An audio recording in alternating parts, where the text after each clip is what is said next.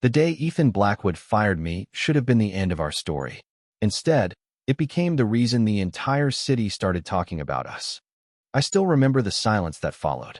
Not because anyone said anything, because nobody did. 27 people stood in the grand ballroom of Blackwood Estate, and every single one of them suddenly found the marble floor fascinating. Nobody looked at me. Nobody looked at Ethan. They just stared at the ground and waited for the storm to pass. The problem was that Ethan Blackwood didn't yell. He didn't slam doors. He didn't lose his temper. Men like him didn't need to. At 37 years old, he had built a technology empire worth billions. His name appeared on magazine covers. His interviews played on airport televisions. His decisions moved stock prices. When someone like Ethan Blackwood spoke quietly, people listened. "You're dismissed, Claire." That was all he said. 4 words. Calm. Controlled. Final. My fingers tightened around the silver serving tray I was holding. I could feel dozens of eyes watching me from the corners of the room now. Waiting. Judging. Wondering if I would cry. Wondering if I would beg. I didn't do either. "May I ask why, sir?" The question escaped before I could stop it. A mistake. A dangerous mistake. Employees didn't question Ethan Blackwood. They followed instructions. They nodded. They disappeared. That was how things worked inside Blackwood Estate. Ethan slowly lifted his eyes from the document on the table. Steel gray. Cold enough to make winter seem friendly. "You broke a rule." My heartbeat stumbled. "Which rule?" For a moment, nobody breathed. Then Ethan leaned back in his chair. Perfect suit. Perfect posture. Perfect control. The most important one. I knew exactly which rule he meant. The same rule every employee learned on their first day. Do your job. Stay invisible. Never interfere. Unfortunately, 3 hours earlier, I had done exactly that. The memory hit me all at once. The elderly groundskeeper standing outside in the rain. The termination notice in his trembling hands. The look on his face after 22 years of service. And me. Stupid, stubborn me. Walking straight into Ethan Blackwood's private office and telling one of the richest men in America that he was wrong. I should have stayed quiet. Everyone else did. But something inside me refused. Maybe it was because my mother had spent her entire life teaching me that kindness mattered. Maybe it was because I knew what it felt like to lose everything. Or maybe I simply couldn't watch another good person walk away with their dignity shattered. Whatever the reason, I had spoken up. And now I was paying for it. Ethan folded his hands together. "Collect your final paycheck." The words landed harder than I expected.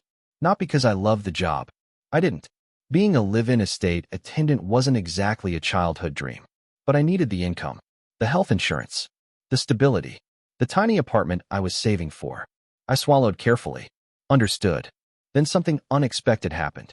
Ethan's gaze lingered on me for half a second longer than necessary. Not angry. Not satisfied. Something else. Something I couldn't identify.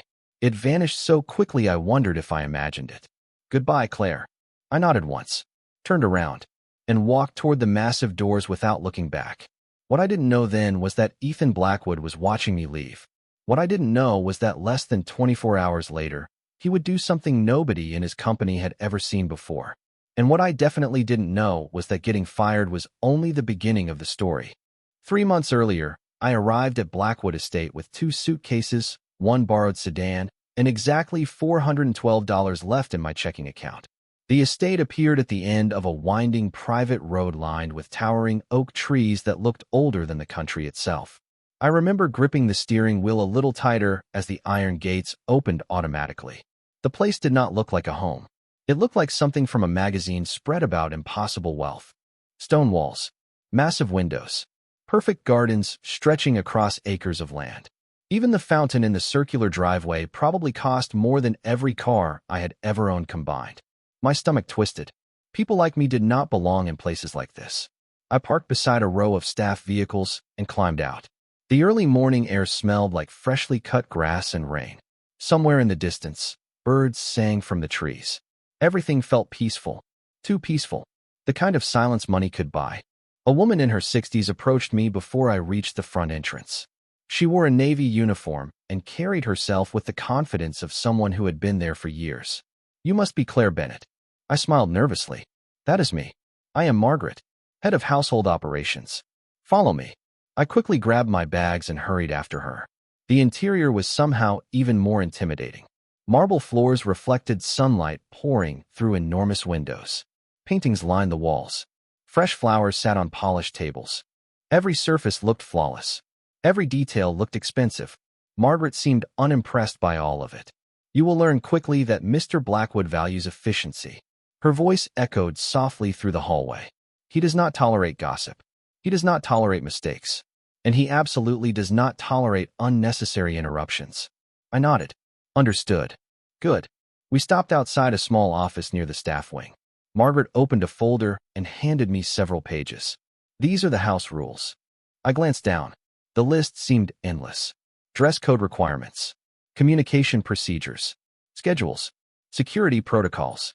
Then one sentence caught my attention. Employees are expected to remain professional and avoid personal involvement with the employer under all circumstances. Personal involvement? I asked. Margaret gave me a look that suggested I should stop asking questions immediately. You will understand soon enough. An hour later, I was unpacking my belongings in a modest room on the third floor when I heard footsteps outside. Two housekeepers passed my open door. Have you ever actually met him? One whispered. The other shook her head.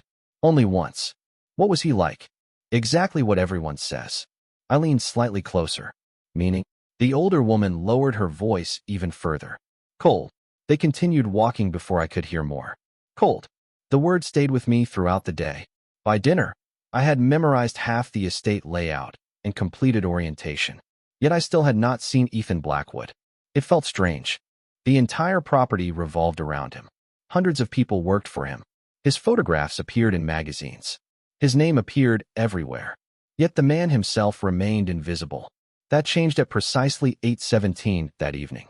I was carrying fresh linens down the west hallway when a door opened unexpectedly. Someone stepped out. I froze. Tall, dark suit, silver watch, calm expression. Ethan Blackwood. For one brief second, our eyes met.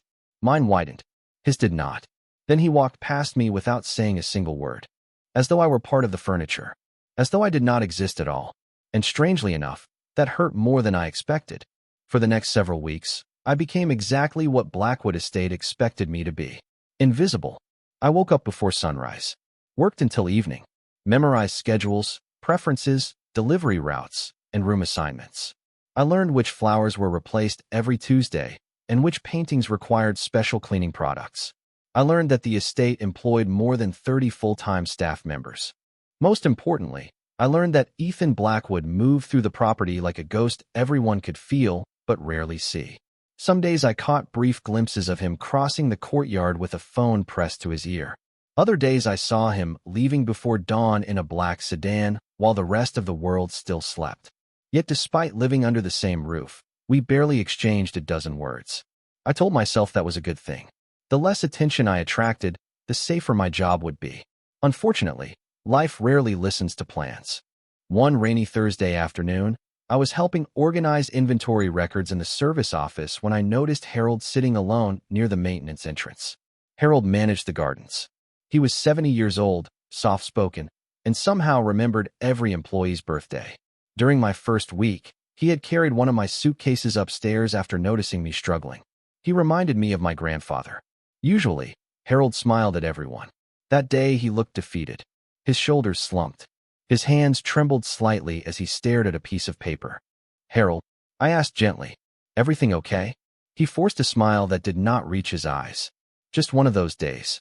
The document slipped from his fingers. I bent down and picked it up before he could stop me. My stomach dropped. Termination notice. Effective immediately. 22 years of service reduced to a single page. There must be some mistake. Harold shook his head. No mistake. His voice cracked. The estate is restructuring operations. New landscaping company. Younger workers. Lower costs. I stared at the paper. Then at him. Have you spoken to Mr. Blackwood? A sad laugh escaped him. People like me do not speak to people like him. Those words stayed with me all afternoon. They followed me through hallways. Through dinner service. Through inventory reports. By 9 o'clock, I still could not stop thinking about them. People like me do not speak to people like him. Maybe that was true. Maybe that was exactly how the world worked. But something about it felt wrong. Around 10 that evening, I found myself standing outside the private executive wing. My heart hammered against my ribs. Every rule Margaret had given me flashed through my mind. Do not interfere. Do not cross boundaries. Do not insert yourself into management decisions.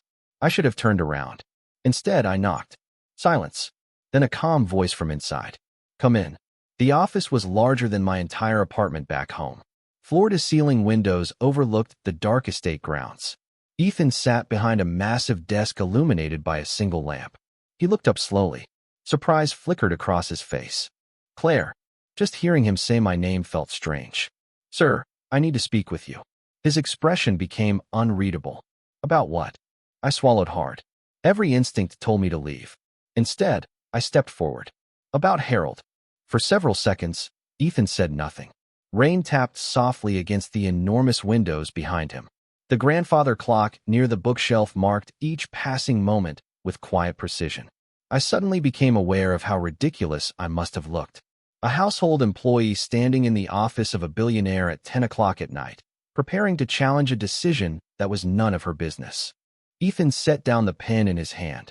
You came here to discuss a staffing decision. It was not a question. Yes, sir. His gray eyes studied me carefully. Not annoyed. Not angry. Simply observing. Why? The answer should have been simple. Yet it took me several seconds to find the words. Because Harold deserves better. Silence. Better. Ethan repeated. He has worked here for 22 years. My voice remained steady despite my nerves. He knows every inch of this property. Everyone respects him. He has given a large part of his life to this estate. Ethan leaned back slightly. And that makes him irreplaceable. No, I hesitated. But it should make him valued. Something flickered across his expression. So quickly I almost missed it. Then it disappeared. This company employs thousands of people. His voice remained calm. Difficult decisions happen every day. I know. Do you? I swallowed. No, sir. Probably not. He stood and walked toward the window overlooking the dark gardens. Even from several feet away, he carried an unusual presence. Not because he was intimidating, because he seemed completely certain of himself. The kind of certainty most people spend their entire lives chasing. Do you know why Blackwood Industries survived while hundreds of competitors disappeared? He asked. No, because I make decisions based on facts, not emotions. The answer landed between us. Cold, precise, final. Yet I could not stop myself. Sometimes people are not numbers on a spreadsheet. The moment the words left my mouth, I regretted them. My pulse raced. Margaret would probably have fainted if she heard me speaking this way. Ethan slowly turned toward me. The room suddenly felt much smaller. You have been here less than a month. Yes. And you are comfortable telling me how to run my company? Heat rushed into my cheeks. No, sir. His eyebrow lifted. That is not what it sounds like. I looked down at my hands. I just think good people matter. The silence that followed felt endless. Then something unexpected happened. Ethan walked back to his desk, opened a file, studied several pages. Finally, he closed it again. Harold requested retirement 6 months ago. I blinked. What? He delayed it twice. Ethan folded his hands together. The restructuring accelerated the timeline. His pension remains intact. His healthcare benefits remain intact. And the property management company has already offered him a consulting position. Every argument I had prepared evaporated instantly. Oh, brilliant response, Claire. Absolutely brilliant. Ethan watched my embarrassment grow. You assumed I was removing him without consideration. I did. Clearly. I wanted the floor to open beneath me. Instead, Ethan surprised me again. Your concern for him is admirable. I looked up. Had I heard that correctly? However, he continued, walking into my office to challenge a decision without knowing the facts is not. There it was. The warning. The lesson. The reason every employee stayed invisible. I nodded. Understood. Ethan returned his attention to the documents on his desk. The conversation was over. I turned toward the door. My hand touched the handle. Then his voice stopped me. Claire. I looked back. Yes, sir. For a brief moment, something softer appeared behind those gray eyes. Something human. Most people would not have spoken up. I did not know how to answer that. Neither did he. And somehow that made the silence between us feel entirely different. The next morning, I expected everything to return to normal. I expected to become invisible again. That was how Blackwood Estate worked. Conversations ended. People moved on. Rules remained unchanged. Yet something felt different. Not outside. Inside. The memory of that conversation followed me through breakfast preparations and inventory checks. Ethan Blackwood had not agreed with me. He had not apologized. But for the first time since arriving, he had spoken to me as if my opinion actually existed. That should not have mattered. Somehow it did. A week later, Margaret handed me a new assignment. Mr. Blackwood wants additional maintenance reports completed for the south grounds. I accepted the folder without thinking. Then I noticed the location listed on the paperwork. Garden house. What is that? I asked. Margaret paused for a fraction of a second. A private area. That answer only made me more curious. The garden house sat nearly half a mile from the main residence, hidden behind rows of hedges and old maple trees. Most employees rarely went there. As I approached that afternoon, I immediately understood why. The place felt untouched by time. White stone pathways curved between flower beds bursting with color. Roses climbed wooden trellises. Lavender swayed in the breeze. A small glass conservatory reflected sunlight across a quiet pond. The entire area felt separate from the rest of the estate. Softer somehow. More personal. I spent nearly an hour documenting irrigation systems and damaged fencing before noticing a bronze plaque near a stone bench. 2 names were engraved beneath a date. One belonged to Ethan Blackwood. The other belonged to a woman named Amelia Hart. I stared at it for several seconds. The name meant nothing to me. Yet something about the place suddenly made sense. Every flower had been carefully maintained. Every path remained spotless. Somebody still cared deeply about this garden. Most people do not come back here. The voice startled me. I turned around too quickly. Ethan stood several feet away, hands in his pockets. For a man worth billions, he had an unusual talent for appearing silently. Sorry, I said. I was finishing the maintenance report. His gaze drifted toward the plaque. For a moment, the familiar confidence disappeared. This was her favorite place. I looked back at the engraved name. Amelia? He nodded once. The wind rustled through the trees. Neither of us spoke. Finally, I asked the question before I could stop myself. Was she family? Ethan stared across the pond.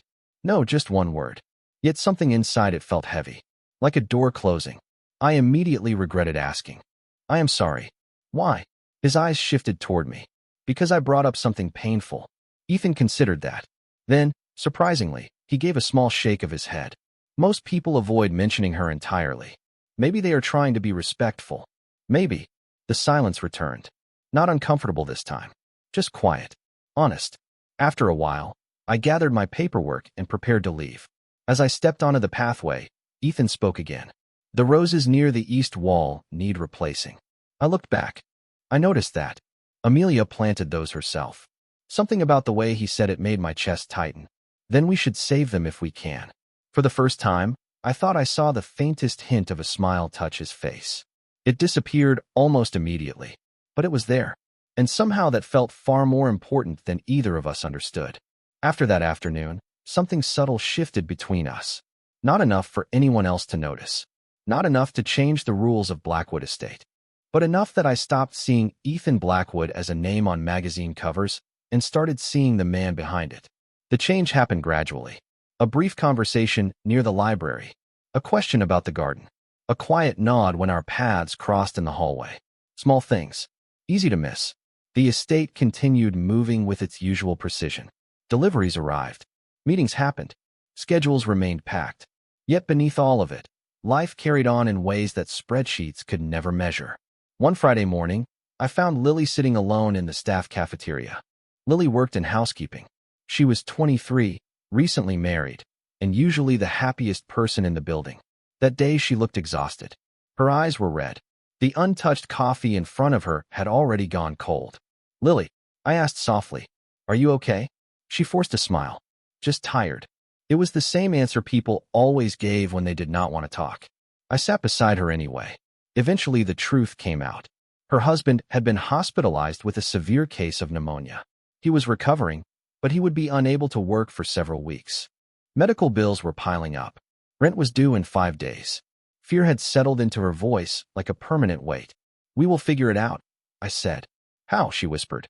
I do not even know where to start. That afternoon, after finishing my shift, I drove 40 minutes into town. I visited 3 local churches, a community assistance office, a nonprofit support center, By evening, I had gathered information about temporary aid programs, meal assistance, and emergency financial resources. Nothing miraculous. Just help. Real help. The kind people often overlooked because it required effort instead of money.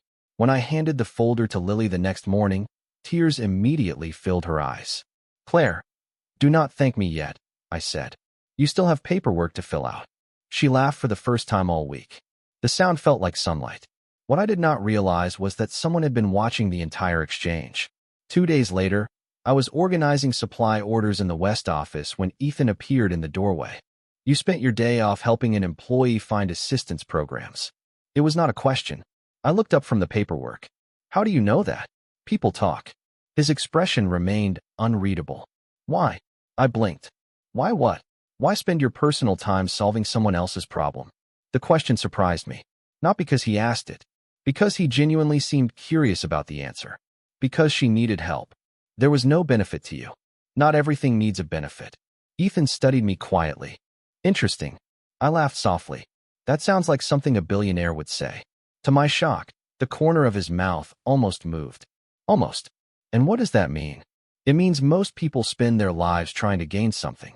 I closed the folder. Sometimes helping somebody breathe a little easier is enough. For several seconds, Ethan said nothing. He simply looked at me. Not past me. Not through me. At me. Then he nodded once and left the room. The conversation lasted less than a minute. Yet later that evening, as I walked through the estate gardens, I could not shake the feeling that Ethan Blackwood had just encountered an idea he had not considered in a very long time. The following week, I began noticing things that were difficult to explain. At first, they seemed like coincidences. Small ones. The kind people dismiss without a second thought. My favorite tea suddenly appeared in the staff kitchen after I mentioned it once during breakfast. A broken reading lamp in my room was replaced before I submitted a maintenance request. The community center where Lily received assistance unexpectedly received a large anonymous donation that allowed several struggling families to remain in their homes through the winter. None of those things pointed directly to Ethan. Yet somehow I knew. Not because he told me. Because he never would. The more I learned about him, the more I realized he preferred solving problems quietly. Recognition did not interest him. Results did. One evening, I was updating inventory records in the library when Margaret entered carrying a stack of folders. She paused beside my desk. "Mr. Blackwood requested these reports." I accepted them without looking up. Then she hesitated. "You know, he rarely notices new employees." That got my attention. "What do you mean?" Margaret adjusted her glasses. "Most people come and go without leaving much of an impression. And you seem to have left one." Before I could ask another question, she walked away. The comment stayed with me for the rest of the evening. A few days later, I found myself working late in the West Wing. Most of the estate had already gone quiet. Staff members were finishing their shifts. The hallways felt unusually still. As I carried several documents toward the executive offices, I noticed a light beneath a partially open conference room door. Voices drifted into the hallway. I recognized one immediately. "Ethan." I should have kept walking. Instead, I slowed when I heard my own name. "Claire Bennett," another voice asked. Interesting. My heartbeat quickened. "What about her?" Ethan replied. "Nothing unusual," the man said. "Excellent academic record. Full scholarship recipient. Withdrew from nursing school during her 3rd year." Silence followed. Then Ethan spoke. "Why?" "Her mother became ill." Papers shuffled. According to the records, Claire spent nearly 3 years serving as a full-time caregiver. I froze. The hallway suddenly felt colder. "She gave up the scholarship?" Ethan asked quietly. "Yes." "And never returned?" "No." Another pause. "Most people would not make that choice." The words landed harder than they should have. I should have walked away immediately. Instead, I remained rooted to the spot. "Thank you," Ethan finally said. Chairs moved. The meeting was ending. Panic surged through me. I hurried down the hallway before anyone could open the door. My pulse hammered in my ears all the way back to the staff wing.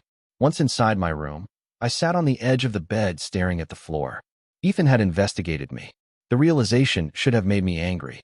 Instead, confusion settled over me. Why would a billionaire spend time learning about a household employee? Why would he care about choices I made years ago? I thought about the conversation for hours. About the way his voice had changed when he learned why I left school. About the silence afterward. Then another question surfaced, one that refused to leave. If Ethan had been looking into my past, what exactly was he searching for? The storm arrived just after sunset. One moment the sky above the estate was clear. The next, dark clouds rolled across the horizon like a curtain being pulled shut.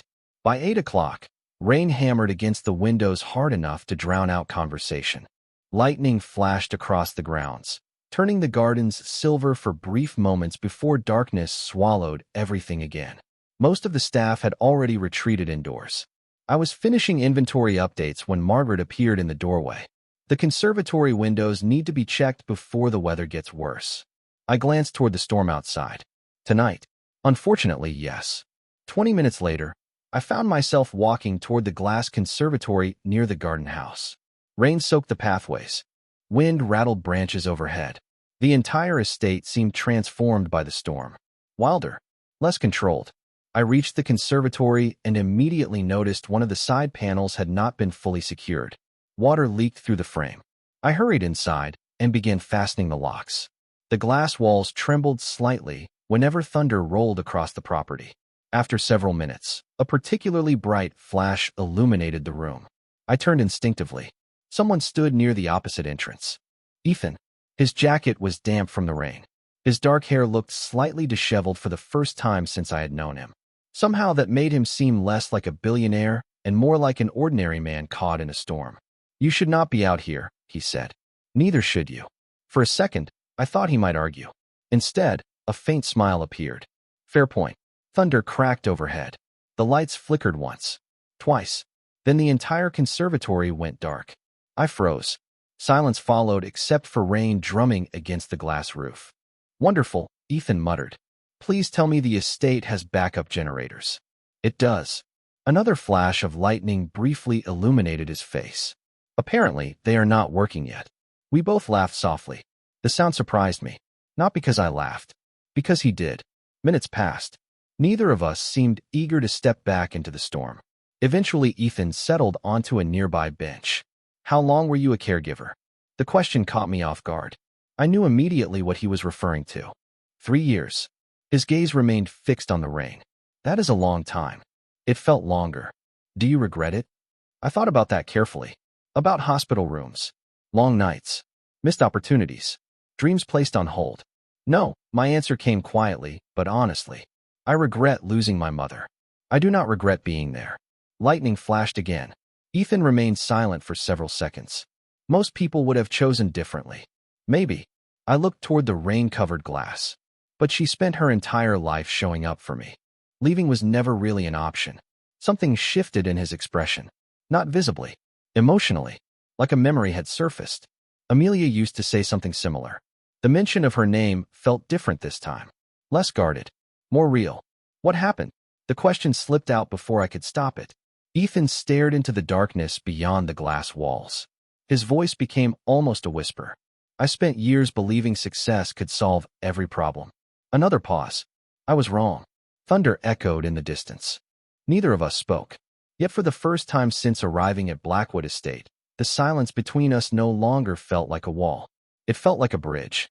The storm passed by morning, but something of it remained. Not outside. Inside me. The conversation in the conservatory replayed throughout the following days in ways I could not explain. I kept remembering the look on Ethan's face when he spoke about Amelia. The sadness had not disappeared with time. It had simply learned how to hide behind success. Blackwood Estate returned to its usual rhythm. Meetings filled the calendar. Executives arrived and departed. Deliveries rolled through the gates. Yet I began noticing Ethan more often. Or maybe he was noticing me. Sometimes I would look up from a task and find him already watching. Not for long. Just a second. Then he would turn away and continue whatever conversation he was having. It should have felt strange. Instead, it felt unsettling in a completely different way. One Saturday afternoon, I was helping prepare the library for a charity board meeting when Ethan entered unexpectedly. Several executives followed him inside. Men and women in expensive suits carrying tablets and reports. I immediately stepped aside. Invisible. That was still the rule. The meeting lasted nearly 2 hours. I focused on organizing shelves while voices drifted across the room. Revenue projections. Market expansion. Investment strategies. numbers so large they barely sounded real. Eventually, the discussion shifted. The Foundation Scholarship Program is over budget, one executive said. We should reduce acceptance numbers next year. Ethan remained silent. Another executive agreed. The return on investment is difficult to measure. My hands paused over a stack of books. Return on investment. They were discussing students. Young people trying to build futures. Not software. Not buildings. People. Perhaps we should focus on candidates with stronger financial potential, someone suggested. The room fell quiet. Then Ethan spoke. No. The single word carried enough authority to stop every conversation immediately. Excuse me. Another executive asked. Ethan closed the report in front of him. The purpose of the scholarship program is opportunity. Silence. Not profit. I slowly looked up. Ethan continued. Some investments cannot be measured by quarterly reports. For reasons I could not explain, my chest tightened. The executives exchanged uncertain glances. Nobody argued. The discussion moved on. Yet the words stayed with me. Later that evening, I found Ethan alone near the East Garden. The sun was setting behind the trees, painting the estate in shades of gold and amber. You changed your mind, I said before I could stop myself. He looked amused. About what? Some investments cannot be measured by quarterly reports. Recognition appeared in his eyes. You were listening. Accidentally. Of course. I smiled despite myself. Ethan looked toward the fading sunlight. You were right. The words surprised me enough that I almost forgot to breathe. About Lily? About people. The admission seemed difficult for him. Honest. Uncomfortable. Real. Most of my life has been spent measuring outcomes. His voice remained quiet. Efficiency. Performance. Results. He paused. You have a different way of looking at things. I did not know what to say. Neither did he. The silence settled comfortably between us. Then, after several moments, Ethan spoke again. Claire. Yes. His gaze met mine. Steady. Thoughtful. Different than before. Have you ever considered returning to nursing school? My heart skipped. Because suddenly I realized this conversation was not about my past anymore. It was about my future. The question followed me for days. Have you ever considered returning to nursing school? On the surface, it seemed harmless. Thoughtful even. But the more I thought about it, the more unsettled I became. Because Ethan was not asking as a casual observer. He was asking as someone who knew details I had never shared. The realization lingered quietly in the background while life at the estate continued. Then everything changed on a Tuesday afternoon. I was organizing financial records in the administrative office when a folder slipped from a stack and landed at my feet. Papers scattered across the floor. I knelt to gather them. That was when I saw my name. Claire Bennett. My breath caught. The document looked official. Professional. The kind of report created by private investigators. I should have looked away. I did not. My hands trembled as I read the first page. Employment history. Academic records. Previous addresses. Medical information about my mother. Scholarship details. Notes about my years as a caregiver. Every private chapter of my life summarized in neat black print. The room suddenly felt too small. Too warm. Too difficult to breathe inside. I stared at the pages for several long seconds. Then I saw the authorization signature at the bottom. Ethan Blackwood. The words blurred. For a moment, I could hear nothing except my own heartbeat. Every conversation replayed differently now. The questions. The concern. The interest. The scholarship discussion. The nursing school conversation. None of it had come from trust. It had come from research. I carefully placed the papers back into the folder. Then I walked out of the office. Outside, sunlight flooded the estate grounds. Birds sang from nearby trees. Everything looked exactly the same. Yet nothing felt the same anymore. By evening, I had packed 2 suitcases. Not many belongings. Just enough to fit inside my old sedan. I was carrying the final box downstairs when Ethan appeared in the foyer. He stopped immediately. His eyes moved from the luggage to my face. Understanding arrived almost instantly. Claire. I said nothing. You found the file. It was not a question. I nodded once. The silence stretched between us. I can explain. The words hurt more than they should have. Can you? My voice sounded calmer than I felt. Because from where I am standing, it looks pretty simple. Ethan stepped closer. It was never meant to harm you. I laughed softly. Not because anything was funny. Because disappointment often sounds like laughter before it becomes sadness. Do you know what the worst part is? He remained silent.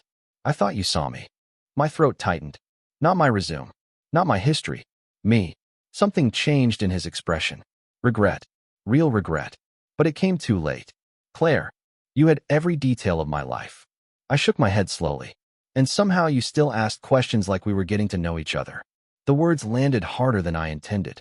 Ethan looked away briefly. The first sign of uncertainty I had ever seen from him. I wanted to understand you. Then you should have asked me. Silence followed. Heavy. Painful. Honest.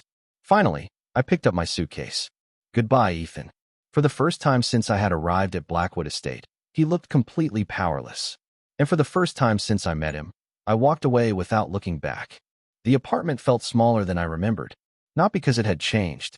Because I had changed. For months, Blackwood Estate had surrounded me with endless space, quiet hallways, and perfectly maintained gardens. Now I sat in a second-floor apartment above a bakery, listening to traffic outside and the occasional rumble of delivery trucks before sunrise. It should have felt comforting, familiar. Instead, it felt strangely empty. I threw myself into work almost immediately. 2 days after leaving the estate, I accepted a position at a community health center downtown. The pay was modest. The hours were long. But for the first time in years, I found myself moving closer to the life I once imagined. Patients arrived every day needing help, guidance, reassurance. It felt meaningful, real. Yet despite everything, there were moments when my thoughts drifted somewhere they should not. A garden after rain. A quiet conversation in a conservatory. Gray eyes that had slowly learned how to look less guarded. I hated that part. Across town, life continued without me. At least that was what I assumed. Then Margaret called. I almost ignored it. Almost. Claire. Her voice sounded tired. How are you? I am fine. The lie came easily. Good. Silence followed. Mr. Blackwood is not. I closed my eyes. Margaret, I know you are upset. Upset is not the word I would use. Fair enough. Another pause. But you should know something. I stared out the apartment window at the gray afternoon sky. What? The estate feels different. I laughed softly.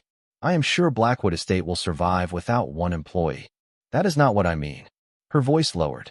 The scholarship program you discussed with him was approved last week. I frowned. What? Full expansion. Double funding. My confusion deepened. Why are you telling me this? Because he personally signed every approval. Before I could answer, she continued. The East Garden Restoration Project was approved too. My chest tightened. Margaret. And yesterday, he spent 3 hours meeting with local community organizations. Silence settled between us. He has never done that before. I looked away from the window. People change. Yes, she said quietly. Sometimes they do. After the call ended, I tried to focus on work. Unfortunately, life had other plans. 3 evenings later, I stopped by a small bookstore after my shift. Rain tapped gently against the windows while customers browsed nearby shelves. I was halfway through selecting a novel when I heard a familiar voice. You always choose the historical fiction section first. My heart stopped. Not literally. It just forgot how to beat properly for a second. Slowly, I turned around. Ethan stood near the entrance. No suit jacket. No assistants. No security detail. Just Ethan. He looked tired. Not physically. Emotionally. Like someone who had spent weeks carrying a conversation he should have had much sooner. Neither of us spoke. The bookstore seemed to disappear around us. Finally, Ethan took a slow breath. Claire, he said quietly, I think I made the biggest mistake of my life. For several seconds, I simply stared at him. The bookstore faded into background noise. Pages turning. Quiet conversations. Rain tapping against the windows. None of it seemed real. Ethan stood there waiting, and for the first time since I had known him, he looked completely unguarded. You tracked me down to a bookstore to tell me that? I asked. A faint smile appeared and vanished. I deserve that. You deserve worse. He nodded. Probably. The honesty caught me off balance. Ethan Blackwood was supposed to have answers. Solutions. Control. Instead, he looked like a man standing in front of a locked door without a key. Claire, I am not here to defend what I did. His voice remained quiet. I was wrong. I folded my arms. You investigated my life. I know. You violated my trust. I know. You decided information was easier than a conversation. The regret in his eyes deepened. I know that too. Silence settled between us. Part of me wanted to walk away. Another part wanted answers. Unfortunately, the second part won. Why? The question escaped before I could stop it. Ethan looked down briefly, then back at me. Because I spent most of my life believing information solved uncertainty. He exhaled slowly. If I understood a situation completely, I could control it. People are not situations. I know that now. Something about the way he said it made my chest tighten. Not because it erased the hurt. Because I believed him. Ethan reached into the inside pocket of his coat. My pulse quickened. He pulled out a folded envelope. Worn. Slightly faded. Carefully protected. What is that? I asked. For a moment, he simply stared at it. The last letter Amelia ever wrote to me. I froze. Ethan held the envelope like something fragile. Precious. Painful. I carried this for years. His voice softened. I could never bring myself to read it again. He handed it to me. I hesitated before accepting it. The paper felt surprisingly light. Why are you showing me this? Ethan's gaze drifted toward the rain outside. Because last week I finally opened it. My heart skipped. After all these years? He nodded. There was a paragraph near the end. Silence followed. Then he spoke the words slowly, carefully, as though they still carried weight. If you ever find someone who reminds you that life is more than success, do not let fear convince you to stay alone. I looked down at the envelope in my hands. Amelia wrote that? Yes. Ethan smiled sadly. Apparently she knew me better than I knew myself. The bookstore suddenly felt very small, very quiet. Claire, losing her taught me how grief feels. His eyes met mine. Meeting you taught me what hope feels like. My breath caught. Not because of the words. Because of the vulnerability behind them. Ethan Blackwood was not offering excuses.